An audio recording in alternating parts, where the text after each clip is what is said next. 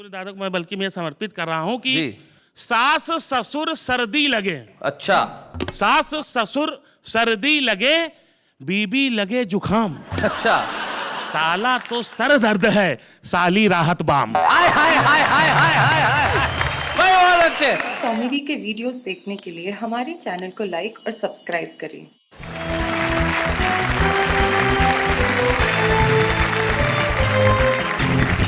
स्वागत है आपका उसी शो में जहां पे आप कहने के लिए मजबूर नहीं होते, दिल से कहते हैं वाह वाह क्या बात है।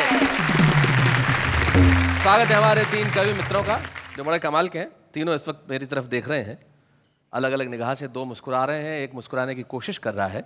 लेकिन जो मंच के इस कोने में जो बैठा है, पहला आदमी है जो मैंने देखा जो शादीशुदा है और जिसका नाम स्वतंत्र है।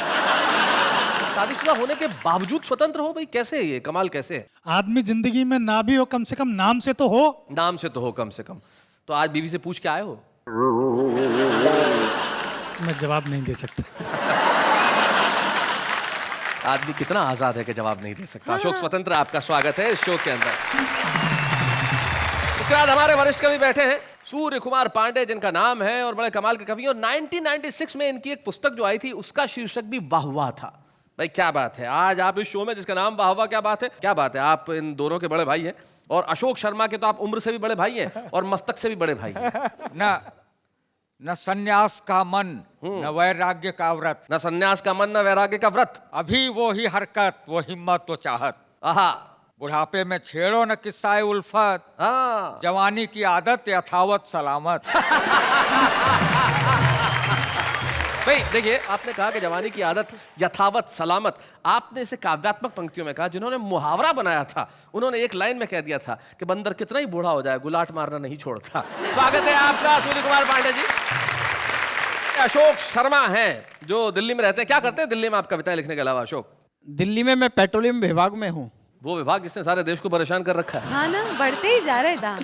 बिल्कुल सही। वहां दाम बढ़ा रहे हैं या लोगों के चेहरों पे हंसी बढ़ा रहे हैं, इससे अच्छा क्या हो सकता है। आप तीनों का स्वागत है। आप तीनों के लिए एक बार मैं कहना चाहता हूं वाह वाह क्या बात है। तो तीनों हमारे साथ हैं। बोलो किसे बुलाया जाए सबसे पहले?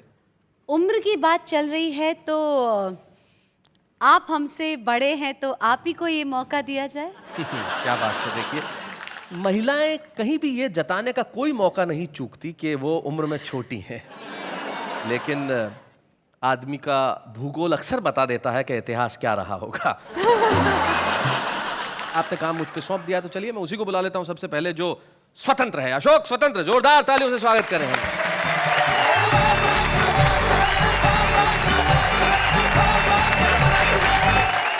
नमस्कार अंजलि जी।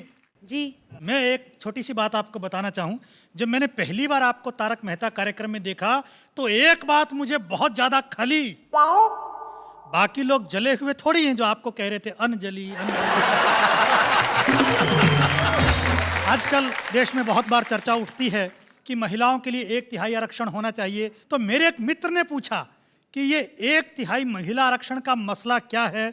तो मैंने 2 पंक्तियों के माध्यम से उस विधेयक का सार बताने का प्रयास किया है। देखिए, बताइए कि 1/3 महिला आरक्षण का सार यही है, घर के 3 कमरों में से 1 आपकी पत्नी का है और 2 आपके नहीं हैं। बहुत अच्छे, बहुत बढ़िया। आजकल मोबाइल की संस्कृति आ गई है, लोग चलते फिरते मोबाइल से बात करते रहते हैं, साइकिल पर, स्कूटर, मोटरसाइकिल पर जी। तो बाप परेशान।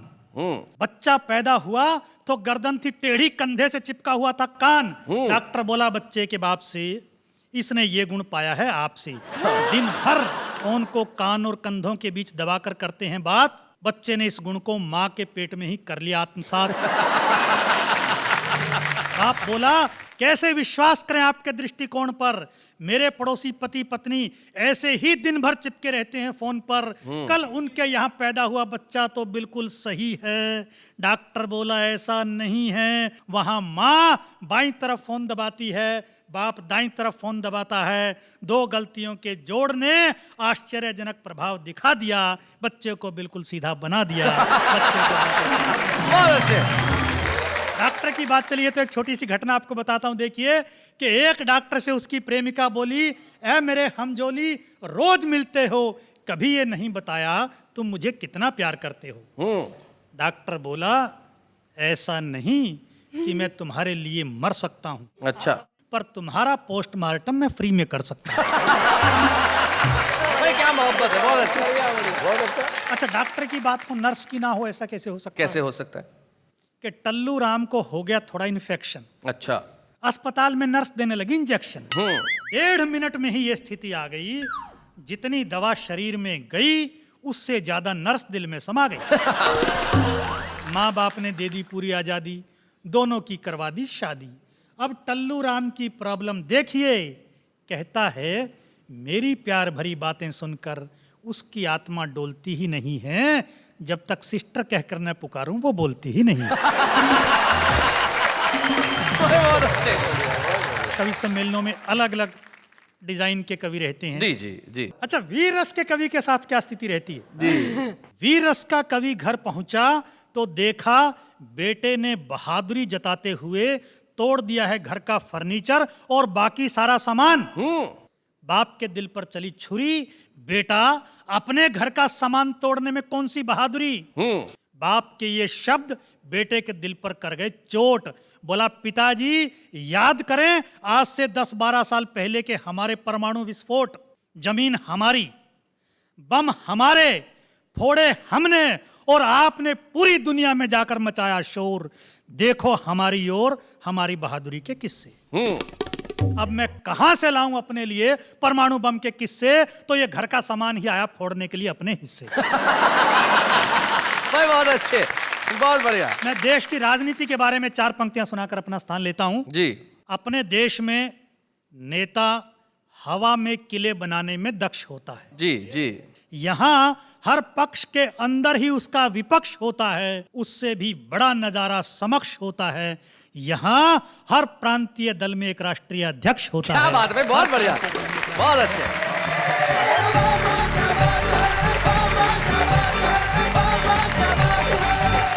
भाई अशोक स्वतंत्र जी, आपने बिल्कुल सही बात कही। वीर रस के कवि के घर में ऐसा ही हो सकता है, बच्चा ऐसा ही कर सकते हैं। और सूर्य कुमार जी, आप तो बड़े पुराने कवि हैं, आपने देखा होगा वीर रस के कवि जब सुनाते हैं ना, भाई क्या करते हैं, कई बार तो खबर इतनी जोर से पढ़ देते हैं जैसे लगता है कविता है। एक वीर रस के कवि मंच पे आए और शर्मा बंधु का भजन बड़ा ही सुप्रसिद्ध, सूरज की गर्मी से जलते हुए तन को मिल जाए तरवर की छाया। अब इन्होंने वीर रस में पढ़ा, आगे खड़े हुए बोले सूरज की गर्मी से जलते हुए तन को मिल जाए तरवर की छाया, और ऐसा ही सुख मेरे मन को मिला है मैं जब से शरण तेरी आया। एक श्रोता खड़ा हुआ बोले भाया मेरे सोते बच्चे को क्यों उठाया। देखता हूँ अगली बार तुझे यहाँ कौन बुलाएगा वापस, इसको क्या तेरा बाप सुलाएगा। तो कुछ कविताएं जगाने का भी काम करती है, वो सिर्फ समाज को नहीं जगाती, बच्चों को भी जगा देती है। लेकिन एक व्यंगकार हमारे बीच में ऐसे हैं जो कुछ ऐसी कविताएं लिखते हैं जो हमारे भीतर कई सवाल जगाती है। अशोक शर्मा, जोरदार तालियों से स्वागत करें हमारे बीच।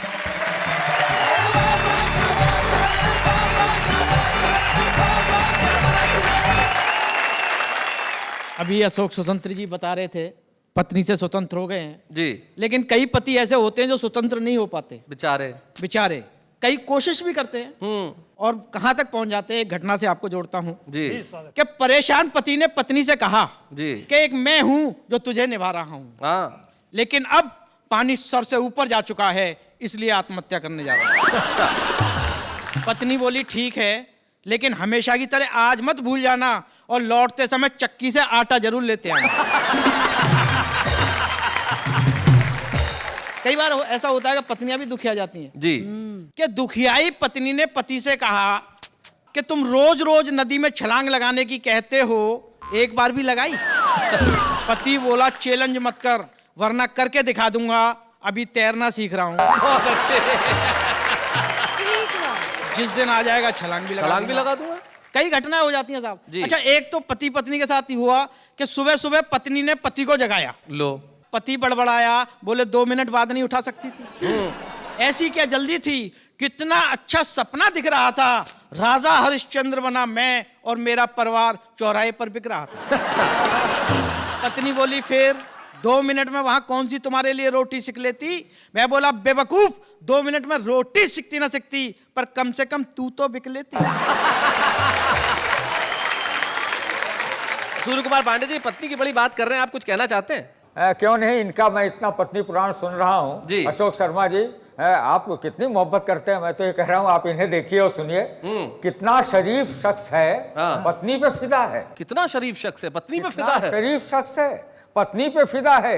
उस पे कमाल ये है कि अपनी पे फिदा है। अपना ही माल है, फिदा भी होना चाहिए उसमें। सही बात है। बड़ी बड़ी घटनाएं हो जाती हैं साहब। एक तो मुझे याद आ रहा है कि एक पति तैयार होके बिल्कुल नए से कपड़े पहन के जैसे ही निकला, वैसे ही पीछे से पत्नी ने पकड़ लिया। बोले कहाँ जा रहे हो? पति को गुस्सा आ गया, बोला मरने। बोले फिर नए कपड़े पहन कर क्यों जा रहे हो? सही बात है अच्छा, मैं तो बड़ा छुप के निकलता हूँ, जी। लेकिन एक बार छुप के निकल रहा था तब भी पकड़ लिया। बोले कहाँ जा रहे हो? मैंने कहा 1-2 घंटे के लिए बाजार जा रहा हूँ घूमने। बोले कहीं नहीं जाना, सब्जी मंडी चलना है। अच्छा। पत्नी के साथ सब्जी मंडी चला गया। मैंने देखा सब्जी मंडी में सब्जी वालों के बीच में एक डॉक्टर की दुकान थी साहब। अच्छा, डॉक्टर की दुकान। हाँ, अच्छा, मुझे बड़ा अटपटा लगा। मैं सब्जी वाले से बात कर रहा हूँ, आप कविता का आनंद उठा। जी। एक बात समझ में नहीं आई श्रीमान, सब्जी मंडी उसमें डॉक्टर की दुकान। हाँ वाह, सब्जी की दुकान पर इक्का दुक्का और डॉक्टर की दुकान पर भीड़ भड़क्का। हाँ। हमने डॉक्टर से पूछा इसका कारण बताएंगे? वह बोला आइए विस्तार से समझाएंगे। अच्छा। ये पहला मरीज हाँ अपने आप ही मौत से जूझ लिया था। हाँ। राह चलते चलते भिंडी का भाव पूछ लिया था। बहुत अच्छे। बहुत बढ़िया है। भाव सुनते ही भुन्न हो गया, इसका आधा हिस्सा सुन्न हो गया। अच्छा, बहुत अच्छा है, अच्छे। अच्छा है।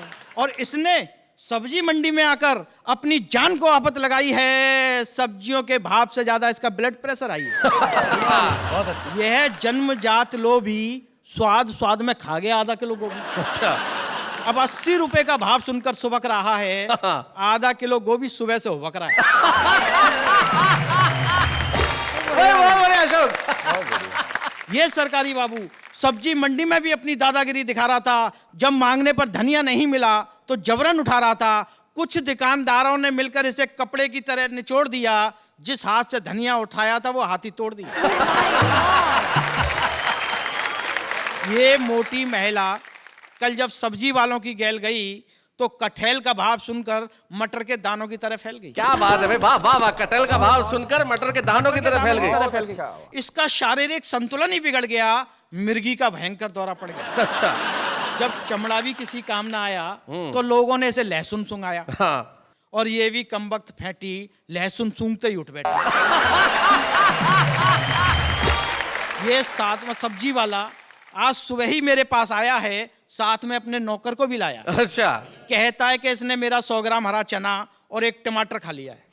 आप इसकी इंडोस्कोपी कीजिए और इसके पेट में यंत्र डालकर बताइए कि इसके पेट में और क्या क्या। अच्छा। ये जो बोरा खड़ा है इसमें मलेरिया का मरीज पड़ा है। यह सर्दी से कम सब्जियां देख देख कर ज्यादा कांप रहा है। क्या बात है। भाग कर आया था इसलिए अभी तक कांप रहा है। बहुत अच्छे। ये हार्ट का मरीज 3 हार्ट अटैक के बाद भी जिंदा है। भगवान की देन है, फिर भी कमबख्त प्याज का भाव सुनने के लिए बेचैन। बहुत अच्छा है। वो जिसके हाथ में दुनाली है, हाँ। उसके बेटे से किसी ने 700 रुपए की सब्जी छुड़ा ली है। ओहो। तब से वह बंदूक लिए ढूंढ रहा है, जिसने छुड़ाई है उसे ढूंढ रहा है। अंत में डॉक्टर बोला पता नहीं इस दुनिया में कैसे कैसे लोग हैं जो जरा सी महंगाई को भी सहन नहीं कर पाते हैं वाह। और मरने के लिए सब्जी मंडी में चले आते हैं। अगर उनका सब्जी मंडी में आना इतना ही जरूरी है तो सब्जी मंडी के बीच में एक डॉक्टर की दुकान खोलना हमारी लाचारी है, हमारी मजबूरी क्या है। बात है भाई अशोक, बहुत बढ़िया भाई, वाह।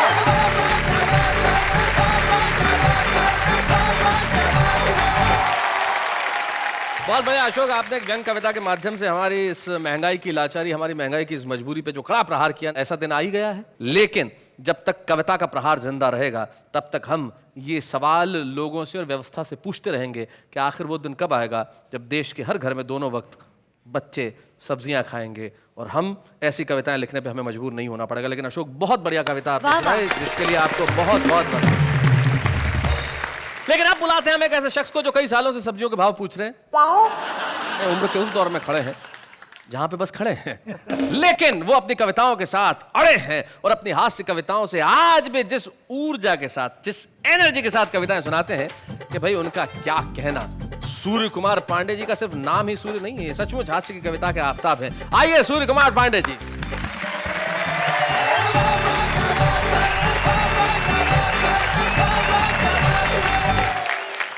मैं आपको 4 पंक्तियां सुनाता हूं जी। और इससे आपको मेरे चरित्र का पता लगेगा। वाह। वो मेरी बगल से गुजरी तो मैंने मार दी कोहनी। हाय हाय, पहली लाइन से ही चरित्र का पता चल गया भाई, वाह वाह। वो मेरे बगल से गुजरी तो मैंने मार दी कोहनी। कहा उसने कि ऐसी उम्र में यह हाल होता है। कहा मैंने कि वनडे क्रिकेट के इस रूल को समझो। हाँ। वहीं पे फ्री हिट मिलता है जहां नो बॉल होता है।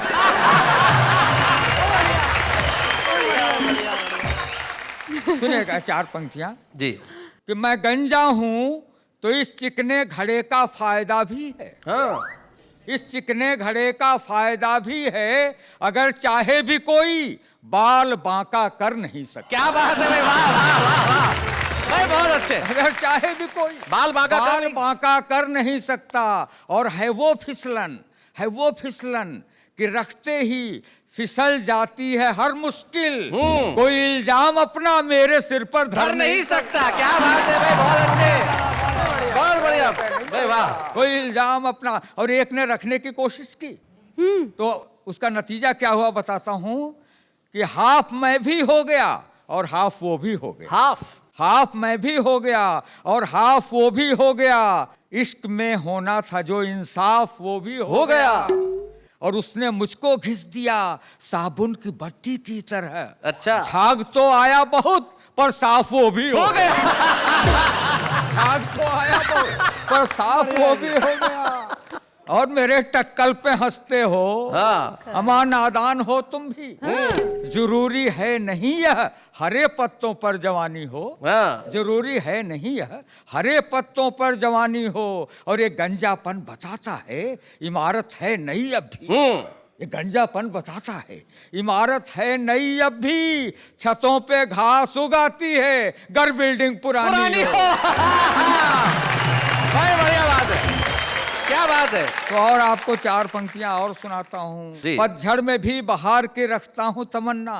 देखी जहां हरियाली उसी ठौर रुका हूँ। हाँ, ठौर जगह। और यह पूछो मत कितने वसंत देख चुका मैं। यह पूछो कि कितनी बसंती देख चुका। ये अपने इश्क का बर्तन अभी भी गर्म है प्यारे।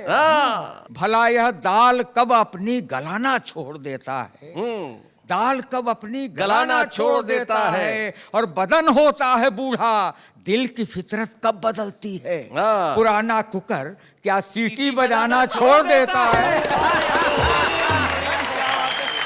भाई बहुत अच्छे। तो नहीं ये भाप आशिक की हैं आहें जो उबलती हैं। नहीं ये भाप आशिक की हैं आहें जो उबलती हैं। नहीं सीटी ये चीखें हैं जो भीतर से निकलती है। और चढ़ा जो उम्र के चूल्हे पे गैस्केट हो गया ढीला। चढ़ा जो उम्र के चूल्हे पे गैस्केट हो गया ढीला। पुराने कुकर बेचारे की इसमें कौन गलती है। सही बात है। कुकर बेचारे की। और आपके लिए 4 पंक्तियां सुनाता हूँ जी। ढलती उम्र मोहब्बत मांगे नई जवानी से। अरे हसीनों बचना इनकी कारस्तानी से।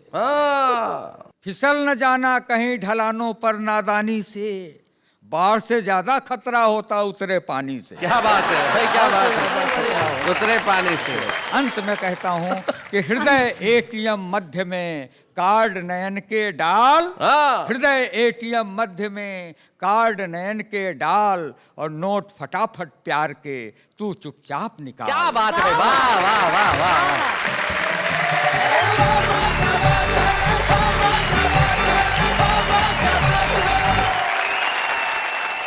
वैसे इस बात पे से एक बात बताइए। हाँ बताइए, पूछिए पूछिए। शादी करने की सही उम्र क्या होती है? आपकी निकल गई।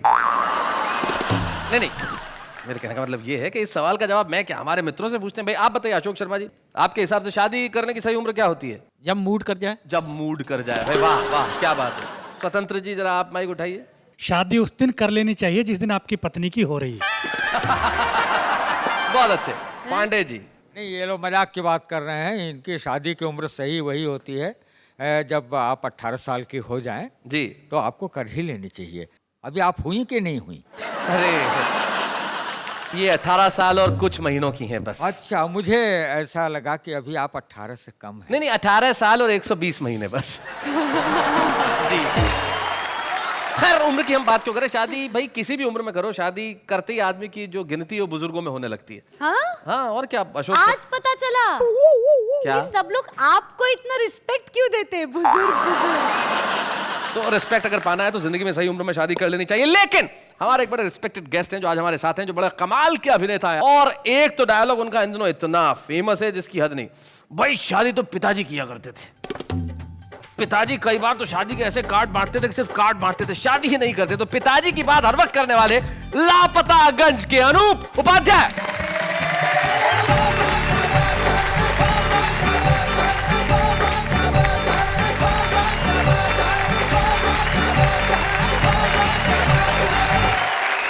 भाई अनूप उपाध्याय जी, बड़ी देर कर दी, मेहरबान आते आते पहले क्यों नहीं आया आप इस शो में? भाई देखिए, ऐसा है, आते तो पिताजी थे शैलेश जी। अच्छा। और आते थे तो फिर जाते नहीं थे। हाँ। जब लोग उन्हें भगाते थे तब जाते थे। हमने भी आपके पिताजी को ही बुलाया था, आए आप हैं। पिताजी थोड़े से व्यस्त हैं जी। तो जब वो व्यस्त होते हैं तो उनकी जगह हम आ जाते हैं। जी। मैं आपको बताऊं शैलेश जी, मैं अभी जो कविता कहने जा रहा हूं, पढ़ने जा रहा हूं, वो चमचों पर है। अच्छा। वैसे चमचे तो पिताजी थे। किसके चमचे थे पिताजी? हर खूबसूरत लड़की के। तो पिताजी मुझे बचपन में ये कविता सुनाते थे। उन्होंने ये नहीं बताया था गलती से कि इनके कवि कौन है। जी। मुझे माफ करिए कि नाम नहीं पता है शैलेश जी, इसलिए सुना। माफ कीजिए। जी जी। अगर चमचे नहीं होते तो मक्खन की महत्ता को समझ पाते नहीं प्राणी। वाह न जिंदाबाद के नारों को मिल पाती अमर वाणी। वाह। और सभाओं में जुलूसों में कभी क्रंदन नहीं होता। हाँ। किसी बिल्ली के माथे पर पुता चंदन नहीं होता। क्या और बात? गधों का इस तरह महफिलों में अभिनंदन नहीं होता अगर चमचे नहीं होते। आज की महफिल में आपका अभिनंदन है। आप कहना चाहते हैं कि हम गधे हैं? अरे नहीं सर। वैसे मैं ये कहने में कोई वो नहीं करूंगा, वैसे गधे तो पिताजी थे। पिताजी ने मुझे हर तरीके से माफ कर दिया है जी। कहा है बेटा, मेरी खूब बदनामी भी करना और मेरा खूब नाम भी करना। लेकिन इसी बहाने आप एक ऐसे बेटे तो हैं जो कम से कम दिन में 100 बार पिताजी का नाम लेते हैं। जी, इसलिए आजकल तो पिताजी बेटे को ऐसे प्रणाम। हो गए कि पिताजी को पूछते ही नहीं है। भाई क्या बात है अनूप भाई, वाह वाह वाह, बहुत बढ़िया। जी। हमारी सभ्यता केवल प्रणामों तक सिमट जाती। वाह। न झुककर दंडवत होते, चरण वंदन नहीं होते अगर चमचे नहीं होते। क्या बात है भाई, बहुत अच्छे। तो कवि सम्मेलनों में तालियों को कौन बजवाता? सही बात है। कव्वालियों को, गालियों को व्यंग कविता कौन बतलाता? वाह। उठाता कौन बिस्तर बोरिया संयोजकों की? क्या बात है। और खिलाता कौन उनको दूध में टॉफी मिलाकर? हाँ। और किसी अफसर के घर बाजार से सब्जी नहीं आती, ना कुछ ऑफिस में हो पाता, ना ये सरकार चल पाती अगर चमचे नहीं होते। क्या बात है भाई, बहुत अच्छा। जी, बस यही कुछ पंक्तियां याद रही हैं जो पिताजी ने बचपन में सुनाई थी। आपका बहुत बहुत आभार अनूप, आप कमाल के अभिनेता हैं और आपने यहाँ आके जिस ढंग से कविता सुनाई है, क्या बात है। जोरदार तालियां आपके लिए, मैं यही कहूंगा, वाह वाह क्या बात है।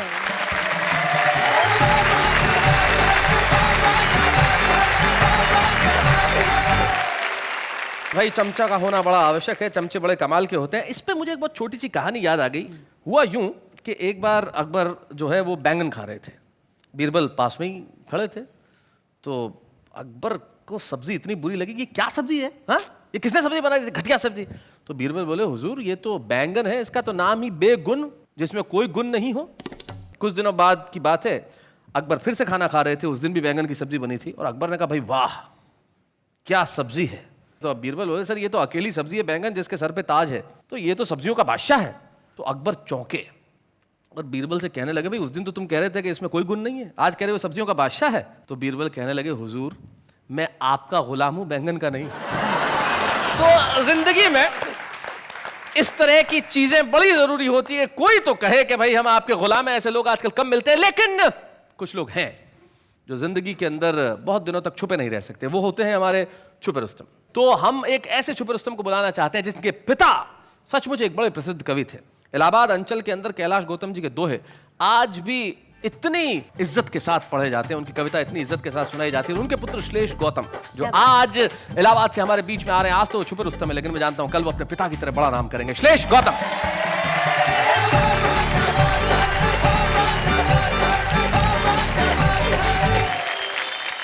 एक मुक्तक से शुरुआत करना चाहूंगा। पहले तो इस पेट के लिए बधाई। क्या मेंटेन करते हो श्लेष, क्या कमाल का मेंटेन किया है। इसकी अर्जेंसी यह है कि हम सिर्फ कवि सम्मेलन या चैनलों पे ही नहीं बुलवाए जाते जी। सड़क निर्माण विभाग को जब रोड रोलर फेल हो जाता है तो हम वहां चलवाए भी जाते हैं। हमारी उपयोगिता वहां भी है। बहुत अच्छे। देखिए एक मुक्तक की। हाँ। जहां पर दूरियां पनपे वहां पर पास लिख देना, हाँ, जहां पर दम निकलता हो वहां पर सांस लिख देना। क्या बात। तुम्ही उम्मीद भारत की है, तुमसे इल्तजा इतनी, बदल देना व्यवस्था को, नया इतिहास लिख देना। क्या बात है, वाह वाह वाह, बहुत अच्छा। नया इतिहास लिख देना। अब भैया एक ससुराली बीमारी पे एक दोहा है हमारा। ससुराली बीमारी। ससुराली बीमारी पे आदरणीय सूर्य दादा को मैं बल्कि मैं समर्पित कर रहा हूं कि जी। सास ससुर सर्दी लगे। अच्छा। सास ससुर सर्दी लगे, बीबी लगे जुखाम। अच्छा।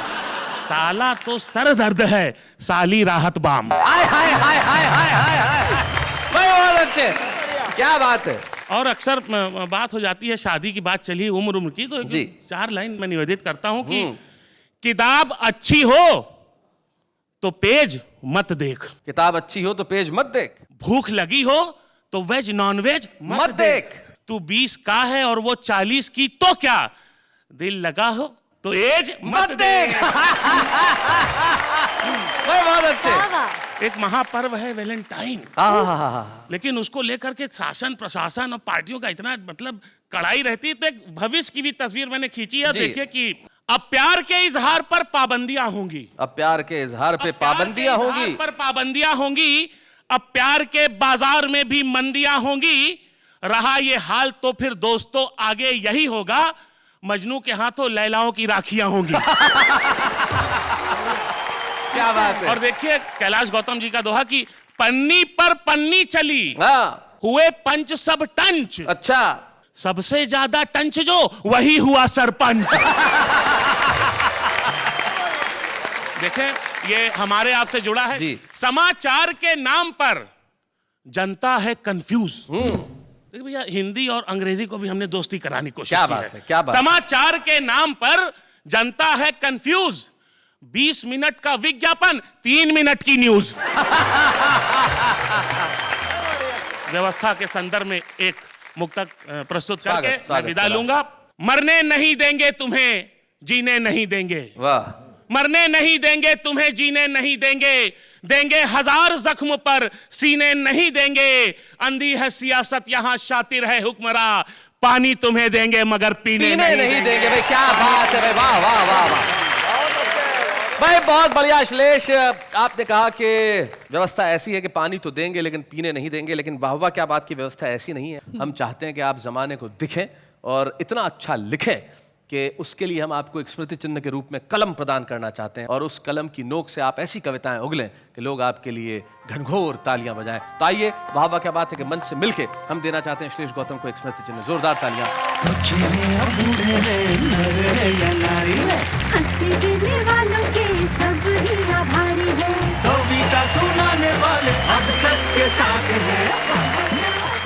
श्लेष, मैं नई पीढ़ी को बताना चाहता हूं जो इस अर्थ नहीं समझते, हिंदी में बहुत सारे अलंकार हुआ करते हैं, श्लेष उनमें से एक अलंकार है। क्या बात। और अलंकार सिर्फ हिंदी व्याकरण का ही एक शब्द नहीं है। हम अगर किसी को पुरस्कृत करते हैं तो भी कहते हैं अलंकृत किया है। तो एक अलंकार आज आपके जीवन में जुड़ा है। वाह वाह के इस मंच पे हम चाहते हैं कि जीवन में आप और आपके जीवन में इसी तरह से इनाम बरसते रहें। गला साफ क्यों कर रही हैं? नहीं, मैं एक कविता सुनाऊं? नहीं प्लीज प्लीज रहने दीजिए, जो जिसका काम है उसी को करने दीजिए। नहीं सुनाने दीजिए ना, अभी अभी ताजा ताजा लिखिए, फ्रेश, वरना पुरानी हो जाएगी। कविता कोई सब्जी थोड़ी है। नहीं, वो कविता में सब्जी जैसा स्वाद है। अरे अच्छा, सुनाइए जरा क्या है। अर्ज किया है जी, कीजिए। जिस भी दिन आप सज धज के निकले घर से, तो लड़कियों ने देखा और चीख उठी डर से। ताली बजा दीजिए, कविता तो लिखिए प्लीज प्लीज, बजा दीजिए। इन्होंने कोशिश तो की, और कोशिश जीवन में बड़ी जरूरी है। हमारा जो आम आदमी है कोशिश बहुत बढ़िया करता है, 1 लाइन में, 2 लाइन में, 3 लाइन में, लेकिन क्या क्या सुनाता है आइए जरा देखते हैं। कॉलेज की चारदीवारी में अजब सा खेल होता है, खेल खेल में 2 दिलों का मेल होता है, और इसीलिए हर साल पप्पू फेल होता है। बेखुदी की जिंदगी हम जिया नहीं करते, मोहब्बत है तो वो खुदा के इजहार करे, पीछा हम भी किसी का किया नहीं करते। हर महीने दोस्त मिल जाते हैं रास्ते पे, पर कॉलेज की फीस खत्म हो जाती है नाश्ते पे। ना तेरे आने की खुशी, ना तेरे जाने का गम, जा बहन जा, कोई दूसरी पटा लेंगे हम। छोटे से डब्बे में चावल का दाना, बुड्ढी ने आँख मारा बुड्ढा दीवाना। लम्हा लम्हा वक्त गुजर जाएगा, चंद लम्हों में एग्जाम आ जाएगा। अभी वक्त है पढ़ लो दोस्तों, वरना पास का तुम्हारा ससुर कराएगा।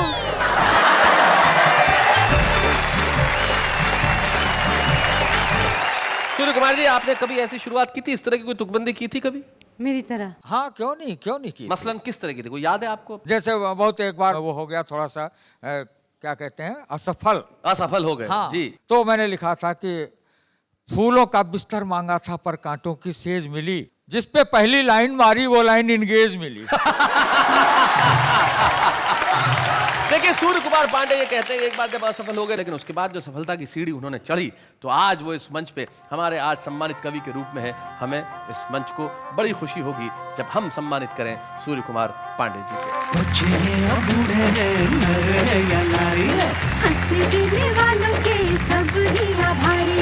कविता सुनाने वाले अब सबके साथ हैं।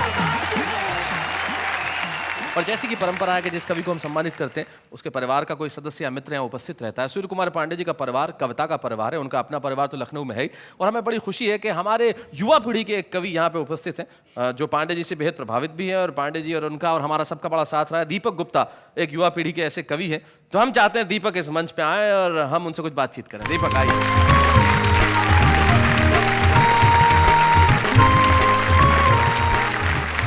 दीपक, स्वागत है आपका।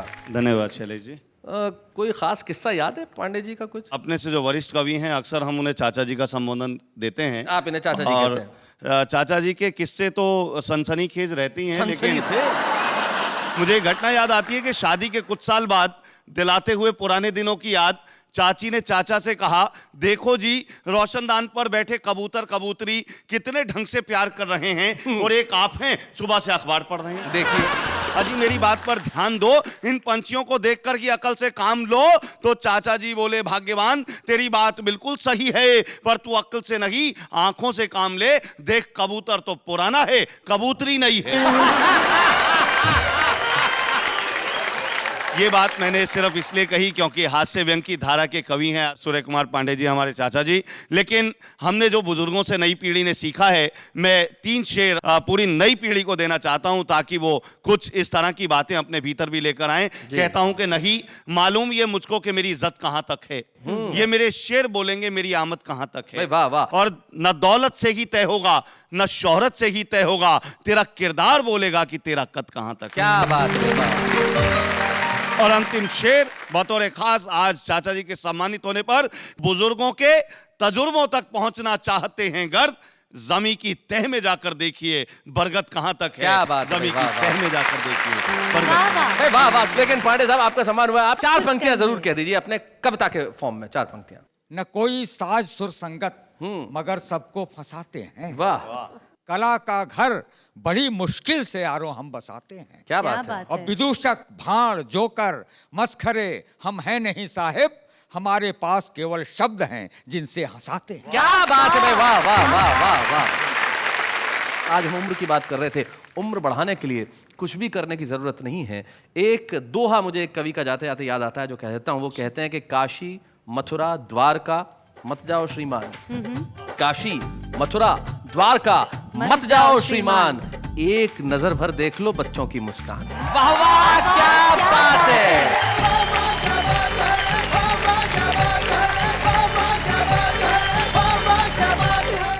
कॉमेडी के वीडियोस देखने के लिए हमारे चैनल को लाइक और सब्सक्राइब करें।